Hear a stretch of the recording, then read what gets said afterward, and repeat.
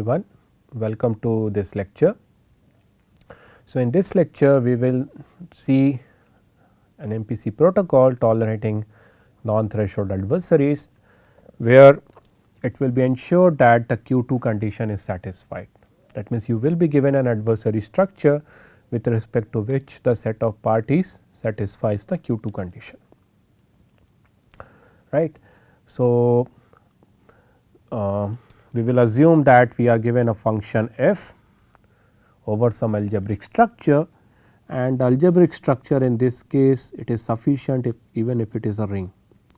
So, unlike the protocols in the threshold setting where you require the underlying function to be a function over a field, we do not require the circuit to be or the function to be over a field. It is sufficient even if the function is over a ring, right. In terms of that means, in terms of algebraic structures also, designing MPC protocols against non-threshold adversaries provides you better flexibility in terms of the adversary structure here. And following the blueprint of shared circuit evaluation which we have seen in the threshold setting, we assume that the function which the parties want to securely compute is abstracted by a publicly known circuit over this ring, which will have your input gates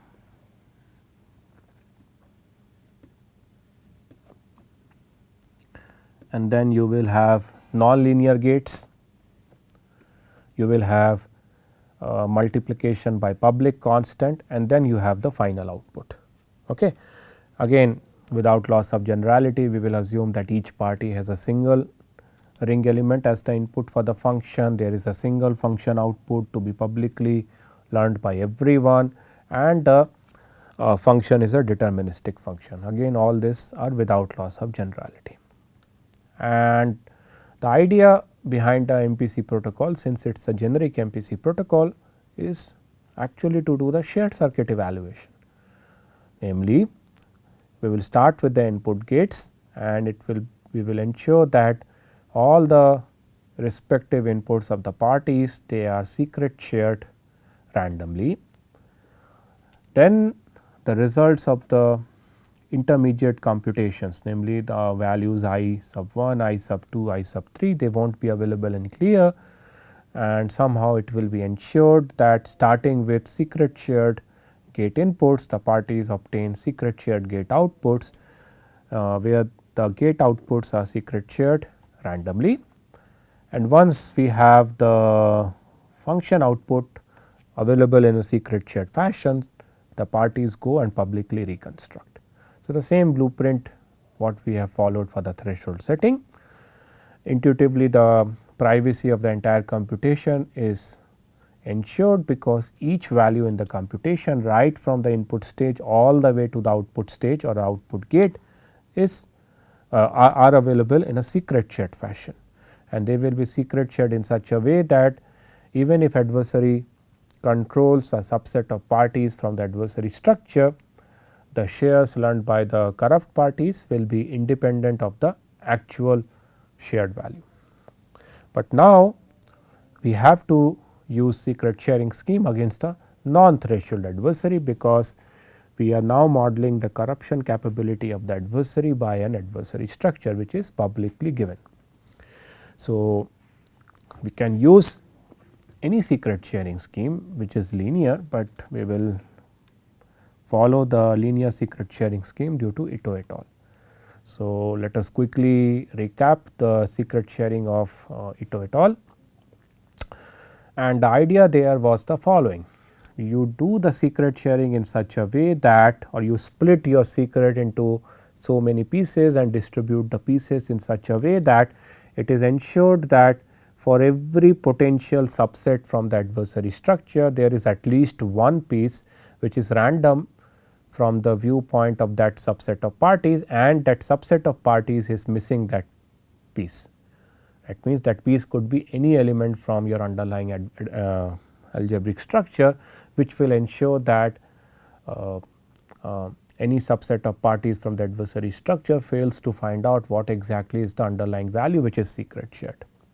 So, how this is ensured? Again, for demonstration, assume that this is the adversary structure given to you, and what we do here is this adversary structure does not satisfy the Q2 condition, that is fine, because I am now just demonstrating the secret sharing scheme by Ito. The secret sharing scheme of Ito requires the Q1 condition to be satisfied. So, just for the sake of recap, I am demonstrating with this particular adversary structure, but when we will be designing the MPC protocol, we will be instantiating the secret sharing scheme of Ito et al., assuming that the adversary structure satisfies the Q2 condition. Okay. So, what exactly is the way to do the secret sharing here? We list down the subsets in our adversary structure, and remember the adversary structure is monotone, namely it is the collection of maximal forbidden subsets. That means, any subsets of those subsets, any proper subset of those subsets are also by default elements of the adversary structure, but they are not explicitly listed down. And now, with respect to this forbidden set, maximal forbidden sets, we can find out the corresponding complementary sets. So, G1 here is equal to the set of parties minus the first potential forbidden set, and in general Gi is equal to the set of parties, and from that I subtract the ith potential forbidden set and so on. Okay. Yeah. Now, the dealer who wants to secret share its value, it will know the details of the forbidden sets, it will know the details of the complementary sets. So, it will know how many complementary sets are there. In this example, there are 3 complementary sets, but if assume there are k such complementary sets if your adversary structure has k subsets. So, what the dealer does is the following: it generates 3 random shares of the secret, okay, such that the sum of those 3 pieces is the secret S. That ensures the randomization in the secret sharing. That means, every time dealer wants to secret share the same input S, it will be picking S1, S2, S3 independently. It will not be picking the same S1, S2, S3 again and again. And now, once it has picked S1, S2, S3, the piece S1 is given to the all the members of group G1 over the secure channel. The piece S2 is given to all the members of the group G2 over the secure channels, and the piece S3 is given to all the members in the group G3. Now, what will be the overall share for each party? The overall share for each party will be all the pieces that that party obtains based on how many groups it is present in. Okay. So, for instance, this first party P1, it is present only in the group G2. So, that is why its overall share is only the piece S2. The second party 2 is a member of only G3. So, that is why its share has only one element. The third party is a member of only the group G1, that is why its share is only one element from the ring, and the fourth party is present in 2 groups G1 and G2, that is why its overall share is S4. Okay. The privacy property, it is easy to see here or argue here.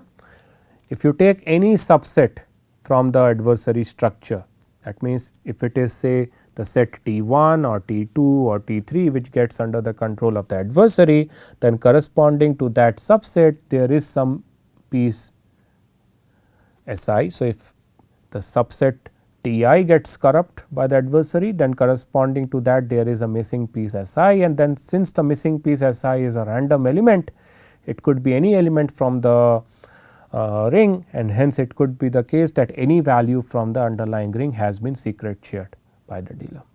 That is intuitively the privacy argument. Now, for correctness, if you want to reconstruct back the secret, what we can do is the following. There are several ways to do that. for the in the context of MPC protocol, imagine there is a value S which has been secret shared in this form, namely the members in G1 has the piece S1, the members in the group G2 has the piece S2 and the members in G3 has the piece S3, and there is a requirement that the secret has to be publicly reconstructed. If it is supposed to be publicly reconstructed, then we need S1, S2 and S3, and then we can add them and get back the secret S. How we can get S1?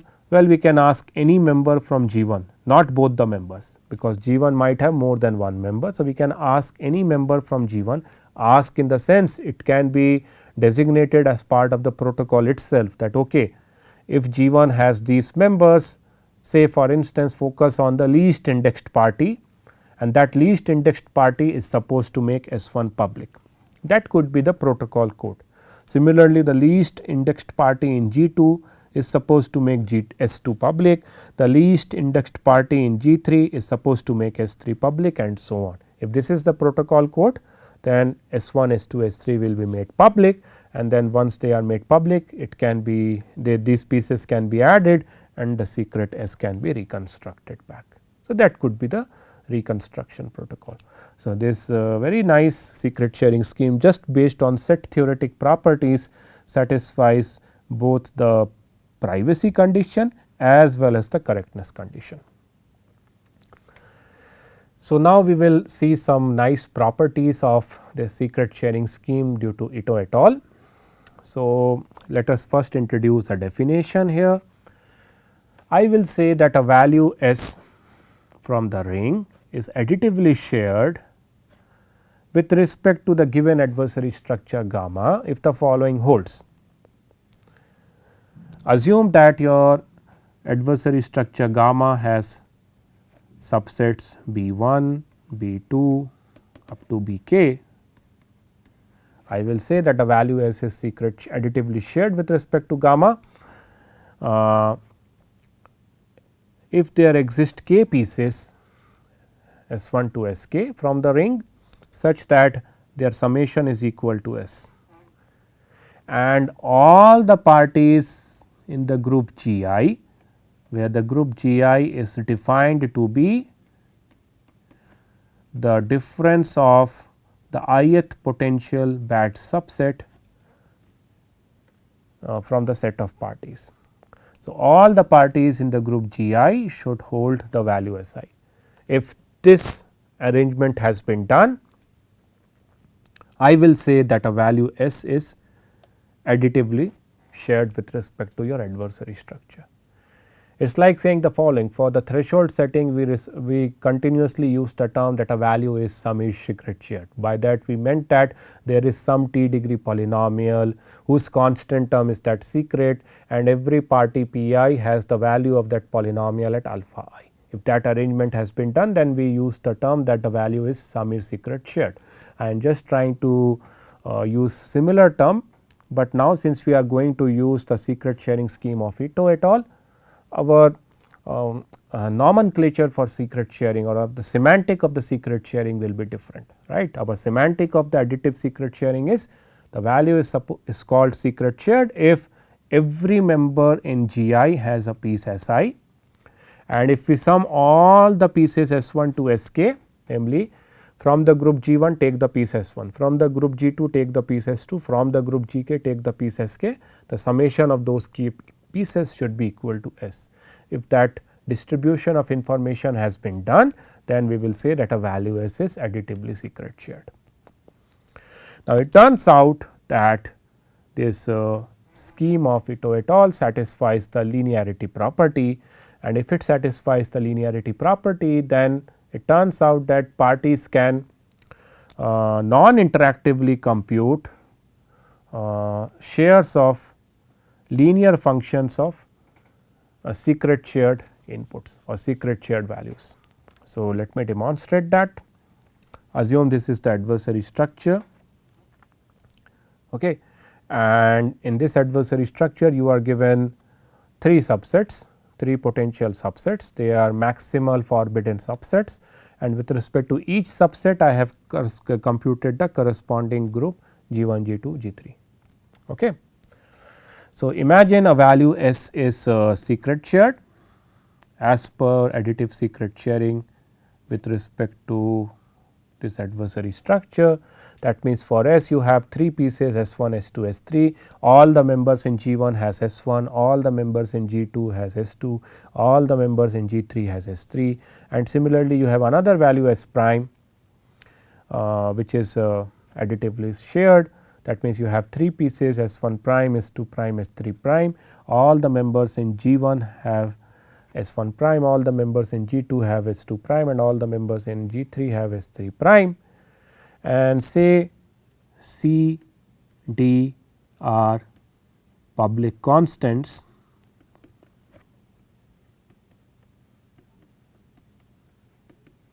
from the ring R. It is known to everyone.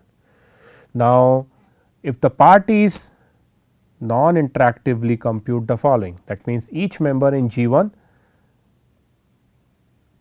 computes this value, each member in G2 computes this value, each member in G3 computes this value, and they can compute this value non-interactively. Okay. It does not require any interaction. Then altogether this vector of 3 values now can be treated as the shares for the value C times S plus D times S prime as per additive secret sharing. Right, that is what I mean by the linearity property here. It does not require any interaction among the members of G1, G2 or among the members of G1, G3 and so on to compute a secret sharing of C times S plus D times S prime. It can be done completely in a non-interactive way. However, again the bottleneck is the non-linearity property here, right. We face similar issue for the case of threshold, for the case of Samir secret sharing as well. Samir secret sharing it allows to compute linear functions of secret shared inputs. That means, if the inputs are secret shared, then you can every party can compute their respective shares of the output as well by applying the linear function on the shares of the input. But when it comes to the nonlinear gates, we saw that we have to solve the degree reduction problem and so on. Same in the same way for the case of Ito et al., the scheme by Ito et al., the scheme satisfies the linearity property, nice linearity property, but it does not have the nonlinearity property. So, for instance, if S is secret shared and S prime is secret shared, then S times S prime can be written like this, and if I expand S times S prime, then that expansion will have several summits here, right. In this example it has 9 summits.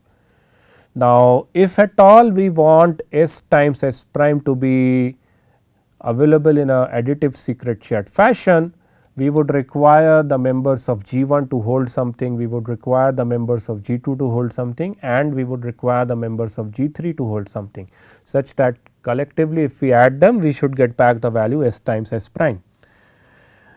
The members in G1 they can compute this value fine, because they have both S1 as well as S1 prime. The members in G2 could compute S2 times S2 prime. The members in G3 could compute S3 times S3 prime. But what about the other terms? We cannot say that add these 3 things and it gives you S times S prime, right. That is not the case. You have other cross terms like S1 times S2 prime, S1 times S3 prime and so on. We cannot ask the members in G1 that okay, you give S1 to the members in G2, and we cannot ask the members in G2 that okay, you give S2 and S2 prime to the members of G1, because that will end up breaching the privacy of and S prime. When we want to perform computation on S and S prime, our goal is to compute shares of S times S prime without actually revealing anything additional about S and S prime respectively. That means, we are now having difficulty to compute nonlinear functions of secret shared inputs. Namely, we will now see how to compute shared evaluation or how to perform shared evaluation of multiplication gates assuming that the set of parties satisfies the Q2 condition. Okay.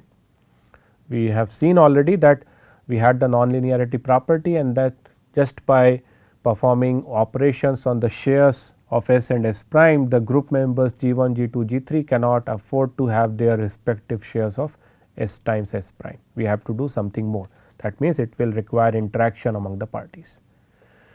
So, imagine you are given an adversary structure and a set of parties, and it is ensured that your adversary the set of parties satisfies the Q2 condition. Remember, that is a necessary condition.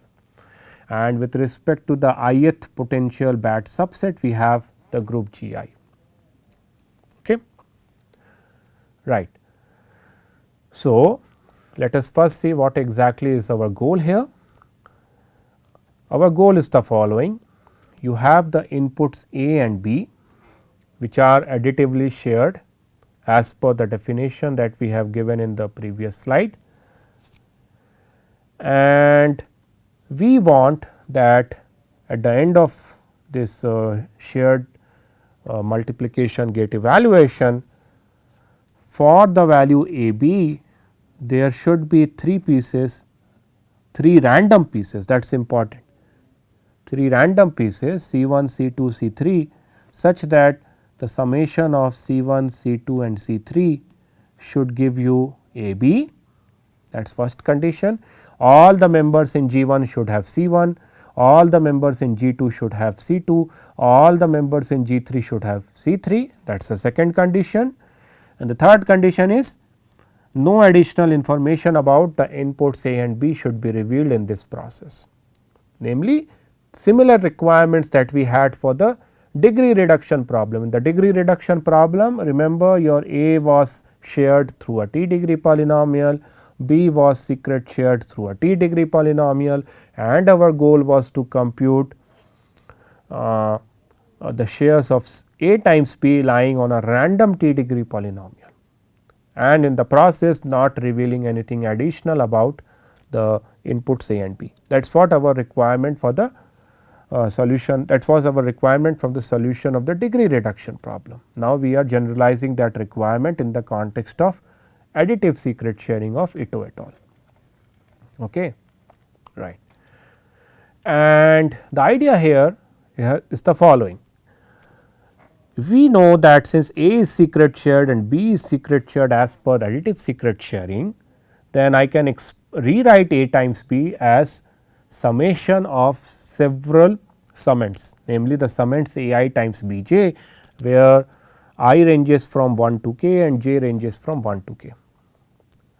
Namely, we have k number of potential bad subsets, and A was divided into k pieces, B was divided into k pieces. So, if A is secret shared like this, B is secret shared like this, and if our goal is to compute C, which is A times B, then that is equivalent to saying that we want to sum up all these pieces, we want to sum up all these pieces, and we multiply. So, if we expand, and basically we get this formula. That means AB is a linear function of this k square summents. Why k square? Because I ranges from 1 to k, j ranges from 1 to k. In this example, we have 9 summents starting from A1 B1 all the way to A3 B3. So, the thing is, AB can be written as summation of this k square summents, and summation is basically a linear function, and we know how to compute linear function in a secret shared fashion if the inputs of the linear function are secret shared. That means, if we ensure that each of these inputs, each of these summents A1 B1, A2 B2, AI Bj, AK, right, if each of these summents AI Bj is secret shared by some party, we will see who is going to do that, and if all these k squared summents are available in secret shared fashion, then basically computing shares of AB is equivalent to adding shares of each of these summents. Okay. So, additive sharing of AB can be computed as a linear function of additive sharing of this k square summents. But now the question is, who is going to additively shared A I times B j, right. A I might be available with some group, B j might be available with some group. Is there a possibility that there is some common party who has both the sum and both the term A I both the piece A I as well as the piece B j, because if there is a party who possesses both A I as well as B j, then it will know the value A I times B j, which is one of the summits in this big sum formula, and that particular party can secret share A I times B j by acting as a dealer. So, if we can ensure that for each of these k square summits there is some party who has the capability to compute that summand in clear and then secret share it, then our problem is solved. So, let us see whether for each of the summand A I times B j there is some party who can compute A I times B j without interacting with anyone, and if it can, then it can just compute A I times B j and secret share it. So, for that let me introduce this notation S I j, and remember we are doing this task for each summand A I times B j, where I ranges from 1 to k and j ranges from 1 to k. We are not just doing for one summand A I times B j. Okay. So, we are actually analyzing the possibility that for each of these k square summands there is some party who can compute it. So, let S I j be the set of all parties who can compute A I times B j, namely S I j is the set of parties who have both A I as well as B j, okay, as per the secret sharing of A and B. Namely, it is the intersection of the ith group G I and the jth group G j. My claim is that if the set of parties P satisfies the Q 2 condition, then this set S I j is non-empty. There is definitely one party, at least one party who has both A I as well as B j. And again this comes from simple set theoretic properties. What is the intersection of group G I and group G j? Basically that is the intersection of these two sets, and then if I expand it further, this is the difference of the union of the ith bat set and the jth union of ith bat set and the jth bat set from the set of parties. Now, if this set, if this difference, if this difference is phi empty, then that is a violation of the Q 2 condition. That means, we now have two bat sets T I and T j in your adversary structure gamma, whose union covers the entire set of parties P, if the difference would have been 0 or empty, not 0, if the difference would have been empty set. But since we are assuming that the set of parties P satisfies the Q 2 condition, that means this intersection of G I and G j, which is equivalent to the difference of union of the bat sets I and j from the set of parties, is definitely non-empty. There is at least one party in the set S I j, and this is true for any I and any j in the range 1 to k. Okay.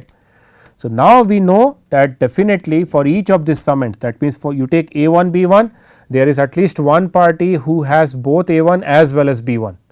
So, that party can just secret share A 1 times B 1. If I take A 1 times B 2, there is definitely one party which has both A 1 as well as B 2. So, it can compute A 1 times B 2 and secret share it, and so on. But now the problem is this set S I j need not be a singleton set. Okay. There might be several members in S I j, it depends upon your exact adversary structure and the corresponding groups.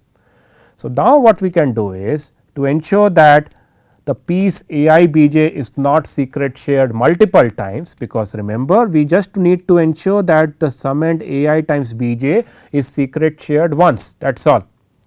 We do not want A 1 B 1 to be secret shared multiple times and keep on adding all those shares of A 1 B 1, because that will not give us A B. Okay. So, to ensure that for each summand A I times B j just a single party secret shares A I times B j, we designate the least indexed party, say P L,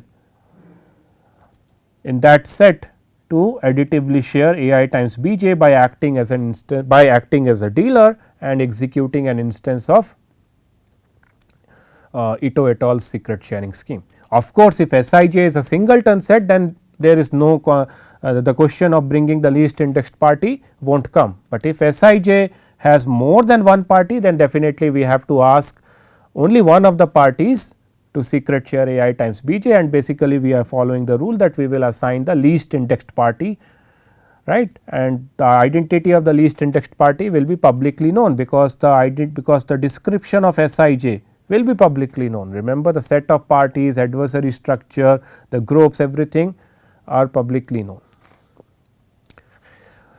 Also, the claim is that at least one Sij will be there consisting of only honest parties. That means, during the execution of the MPC protocol, it could be either the set B1 or the set B2 or the set Bk, which can be under the control of the adversary. The corresponding group Gi will be completely honest, and if I focus on the set Sii, that and it will consist of only honest parties, and if it consists of only honest parties, then the corresponding summand which is assigned to that corresponding subset Sij will be unknown from the viewpoint of the adversary. So, that means, if A or B, the inputs of the multiplication gate, are private to begin with, then the corresponding additive sharing of A I times B j, which the least indexed party in the set Sij will be performing or will be doing, will be random and viewpoint from adversary's viewpoint, right, and Sij will be consisting just honest parties, because we know that at least one such Sij is always there. So, I am focusing on that Sij which consists of only honest parties. My claim is that parties in the Sij are supposed to take care of this summand A I times B j. The least indexed party from that Sij consisting of only honest parties will secret share A I times B j, but since A I as well as B j are random from the viewpoint of the adversary, A I times B j will be random from the viewpoint of the adversary, and hence the least indexed honest party from this set Sij who will be secret sharing A I times B j will be random from the viewpoint of the adversary, and that will ensure that the overall A B, which is finally obtained at the end of the shared multiplication gate evaluation, is randomly shared from the viewpoint of the adversary. So, let us see a demonstration here for the shared evaluation of the multiplication gate here. So, I am taking this adversary structure, and the set of parties consists of 4 parties. It is easy to see that this subset of this set of parties satisfies the Q2 condition, because you take the union of any 2 bad subsets from the adversary structure, it does not cover the entire set of 4 parties, and imagine A and B are already secret shared as per the additive secret sharing. Okay. So, the first thing is, remember we have k square summands, we have to identify that who is supposed to take care of the summand A I times B j. Here we have 9 summands starting from A1 B1 and going all the way to A3 B3. So, I have written down the for each summand A I times B j, I have written down the subset of parties who have the capability to compute the term A I times B j in clear.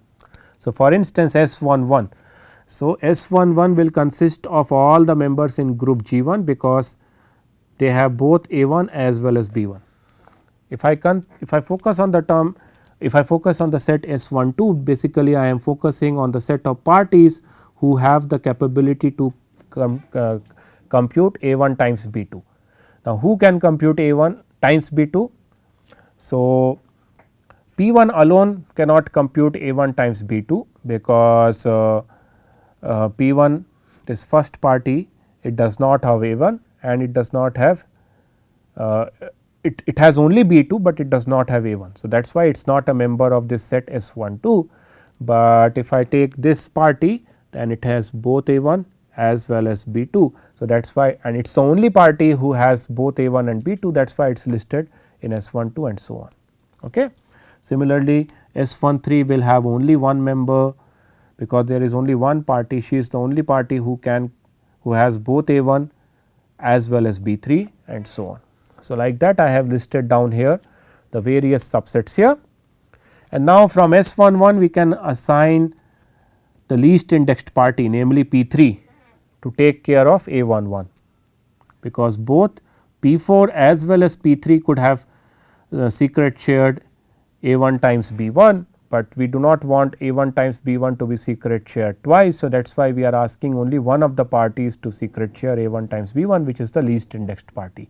S12 is anyhow singleton, S13 is anyhow singleton. Now, again if I come to S22, both P1 as well as P3 has the ability to secret share A2 times B2, but we are going to assign P1 this task, because it is the least indexed party and so on. So, now here is how the multiplication gate will be evaluated. So, we will start with P1, okay, because it is the least indexed, not P1, we will start with P3, sorry, we will start with P3, which is the least indexed party in S11, and it will act as a dealer, compute 3 random pieces for A1 B1. Those 3 random pieces I am denoting by this notation, such that it sums up to A1 times B1, and this first piece, this third party will give to all the members in G1, the second piece this dealer. So, it is acting as the dealer here. So, as a dealer it will give this second piece to all the members in G2, and as a dealer it will give this third piece to all the members in G3. In parallel, for the second summand A1 times B2, this party acts as a dealer, create 3 random pieces for A1 times B2 and secret shares it. And like that, every designated party from each of the group Sij in the same round, remember all the secret sharing instances, they happen in parallel. Okay. It is not that first A1 times B1 has to be secret shared, and then the next summand has to be secret shared, and then the next summand has to be secret shared. No, there is no dependency whatsoever, right. So, that is why each designated party from the set Sij will act as a dealer and run a random instance of Ito et al. Secret sharing scheme to secret share the summand Ai times Bj. Now, once all the k square summands have been secret shared, the members in G1 can do the following. They can just add up all their shares that they have received in all the sharing instances here, call that piece as C1. In the same way, the members in G2 can add up all the pieces that they have got in the various secret sharing instances in this multiplication gate evaluation process, and call the resultant piece as C2, and let all the members in G3 add their respective pieces that they have got in the various secret sharing instances during the multiplication gate evaluation. Let me call the resultant piece as C3, and it now is easy to see that if you take C1, C2, C3, then together it constitutes a vector of secret sharing for the value C. Now, why the privacy of A and B will be preserved, and why the value C is randomly shared here. Imagine during the protocol the set T1 gets corrupt. Now, if the set T1 gets corrupt, it might learn, it might have already A2, B2, A3, B3, okay. It might already have, but it will not have the pieces A1, B1, right. So, it will not have the piece A1, it will not have the piece B1, they are random from the viewpoint. Now, if A1, B1 is random and A1, B1 is secret shared by a random instance of Ito's secret sharing, then this first instance here is a random instance here. That means, this is a vector of 3 random pieces which sum up to A1 times B1, And now if this vector is added with the other vectors which may or may not be random, but anyhow they are random, but we know definitely this vector is random, and that random vector added with all the other remaining vectors will finally produce a vector of values which is also random. So, that ensures C is secret shared through a random vector of shares.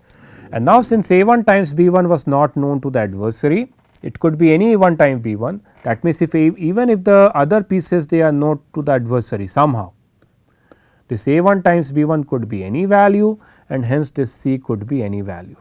That is intuitively the privacy argument. We can formalize it by saying that whatever information adversary is obtaining while the secret sharing of this summons AI times Bj is happening, that can be simulated if AI times Bj was shared by an honest dealer. Okay. So, I am not going into the full privacy proof. I hope that you are getting the intuition here that why the privacy of A, B and finally C is preserved here. Okay.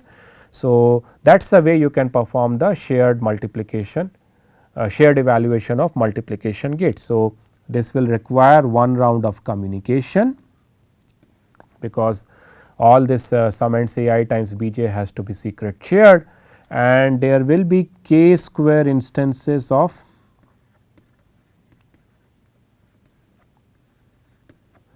secret sharing involved, not threshold secret sharing. Remember, all these instances of secret sharing are the instances of Ito et al. Scheme.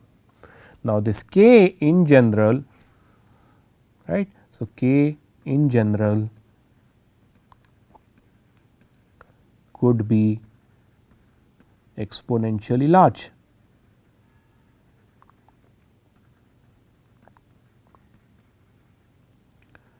Okay.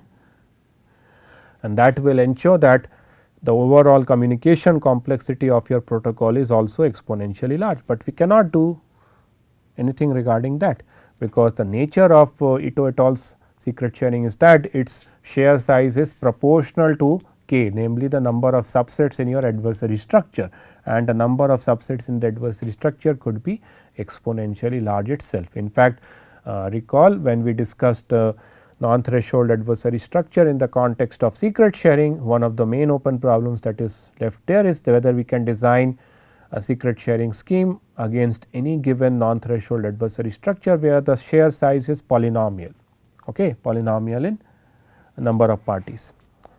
Okay.